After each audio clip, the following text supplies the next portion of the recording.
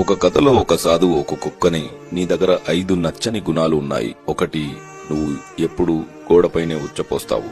2, భిక్షగాళ్లను చూసి అరుస్తావు. 3, వెళ్తున్న వాహనాల వెంట పరిగెడతావు. 4, రాత్రుళ్ళు నిద్రపోకుండా అరుస్తావు. 5, ఎవడు భోజనం పెట్టినా అది దొంగ వెదవైనా తోక ఊపుతావు. ఎందుకలాగా అని అడుగుతాడు. దానికి కుక్క, నేను గోడ మీద లేక ఎవరూ తిరగని చోటులో ఎందుకు ఉచ్చపోస్తాను అంటే, భోజనం భూమి పైన పెడతారు కాబట్టి ఆ ప్రదేశాన్ని శుభ్రంగా ఉంచాలని. భిక్షగాళ్లను చూసి ఎందుకు అరుస్తానంటే, కష్టపడి పని చేయకుండా ఎదటి వారిని ఎందుకు యాచిస్తున్నారని కోపంతో అరుస్తాను.